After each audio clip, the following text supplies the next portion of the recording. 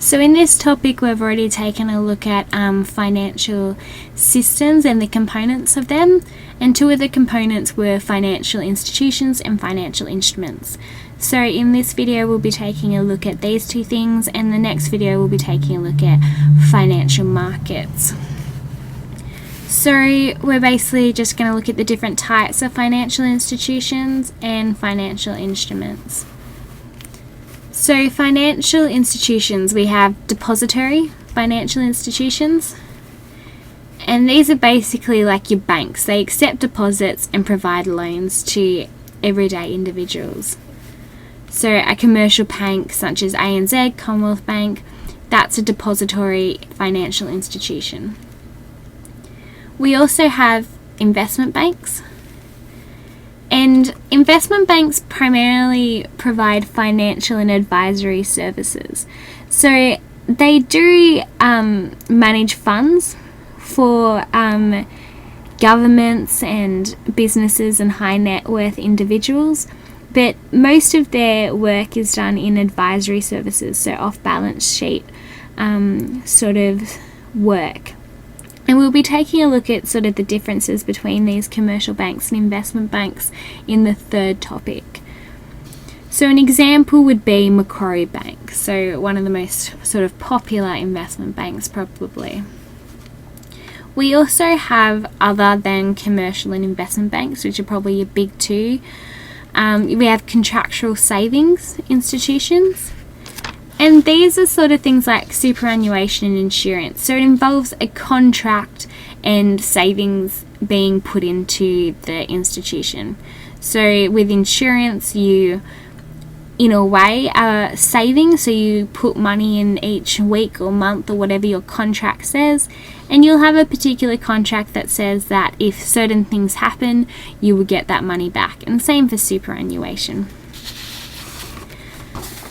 Another type of financial institution are finance companies.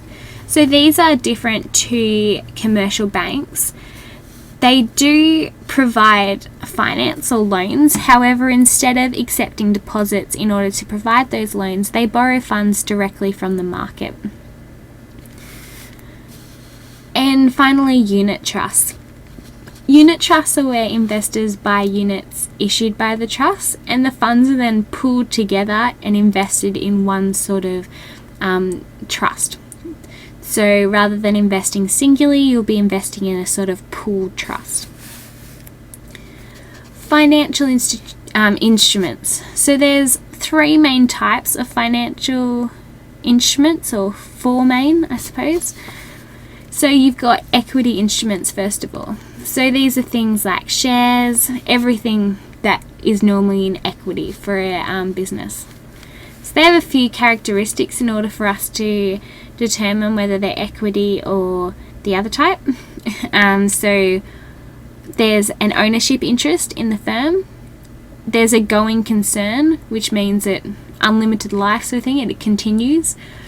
There's voting rights, and there's a residual claim. So after debts are paid, that's when equity instruments get their claim to the business. So an example is obviously ordinary shares. So we've got debt instruments.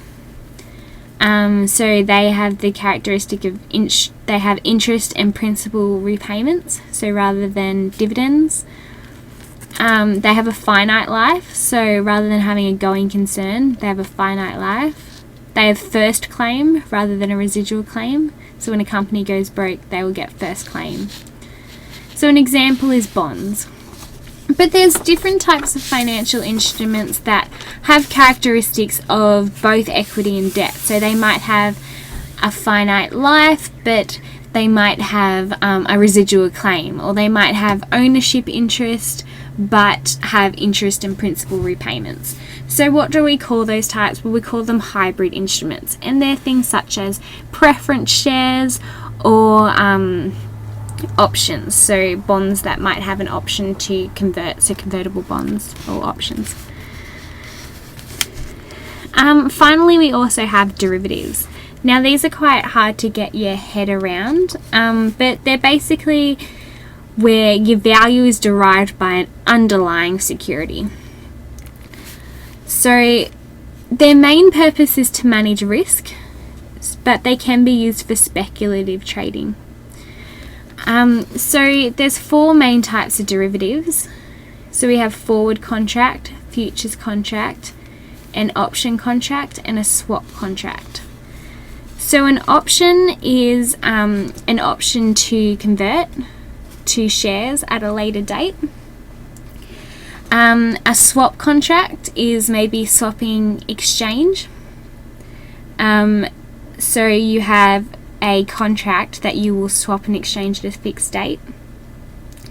A forward contract is basically locking in a price for a contract will occur at a later date. So maybe you want $100, but you want to lock in the exchange rate of today's exchange rate, or lock in a certain exchange rate. So that's going to be a forward contract. And a futures contract is very similar to a forward contract, however it's standardized, which means that you can then trade these in a market. So they become tradable, they're not unique to an individual person's need. So they're basically your main types of financial instruments and financial institutions.